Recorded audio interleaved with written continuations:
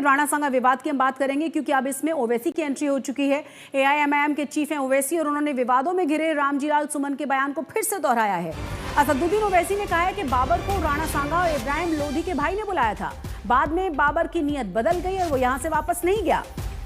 तो ये मामला अभी रुकने का नाम ही नहीं ले रहा। विपक्ष की तरफ से लगातार वैसे भी हंगामा जारी है और कहा अभी जा रहा है तुम नौजवानों को रोजगार नहीं देना चाहते, तुम सबको बोल दिए लग जाओ एक बादशाह के पीछे, पूरे लग गए। उसको मर के 300 साल हो गया, उन्हें भी खबर है, बैठ के सोच रहा होगा वाह 300 साल के बाद भी हिंदुआ ये कर रहे हैं, मगर जो जिंदा है उनको क्या होगा। हिंदू बच्चे हैं, सबसे ज्यादा नौजवान हिंदू हैं भारत में, उनकी नौकरी कुछ नहीं है, तो बीजेपी बोल दी बेटा लग जाओ इसके पीछे, लग जाओ इसके पीछे। बाबर को कौन बुलाए वो दुनिया जानती। बाबर को बुलाने वाले हम नहीं बुलाए, बाबर को कोई और बुलाए थे। इब्राहिम लोधी का भाई और राणा संगा मिलके बुलाए। अब ये और बात है, बाबर की नीयत खराब हो गई जीतने के बाद, मैं उलम नहीं जाता हूं यहां से। अब उन्हें नहीं गया तो मैं जिम्मेदार। ओछी राजनीति को आगे बढ़ाने के लिए उनकी ओछी सोच के कारण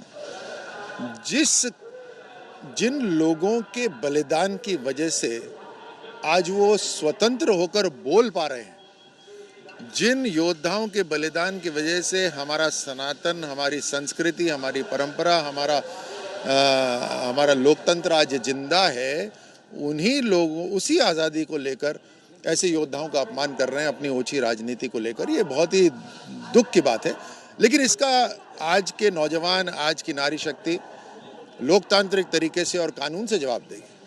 और ऐसी ताकतों को जो देश को नीचा दिखाना चाहती हैं, जो देश के योद्धाओं को अपमानित करना चाहती हैं, ऐसी ओछी सोच को परास्त करेंगे।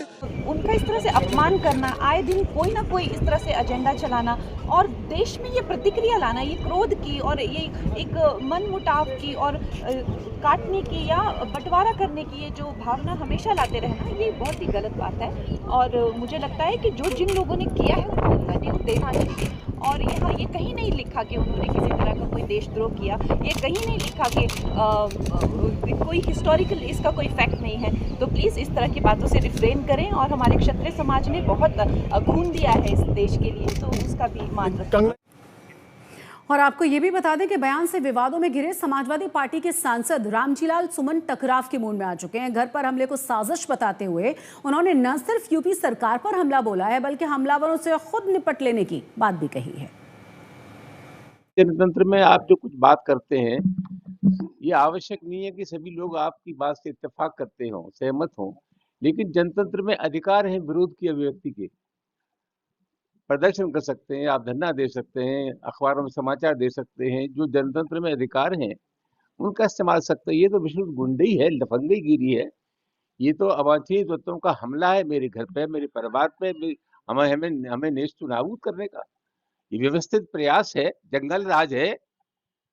और जिस तरह से ये हमला हुआ आप सब लोग जानते हैं, इस हमले को रोका जा सकता था, लेकिन मुझे बेहद तकलीफ है कि सब कुछ होने के बावजूद भी ये हमारे घर परिवार पर हमला हुआ। ये एक मनोवृत्ति है, ये एक मनोवृत्ति है। ये वही लोग हैं जो मुख्यमंत्री न रहने के बाद जिन लोगों ने अखिलेश यादव का घर की सफाई की, ये वही लोग हैं जो दलितों के बारात को नहीं चढ़ने देते, ये वही लोग हैं जो अकलियत के खिलाफ है, ये वही लोग हैं जो पीडीए के खिलाफ है। तो कुल मिलाकर के ये सुनियोजित षड्यंत्र था जो हमारे घर पर हमला किया गया।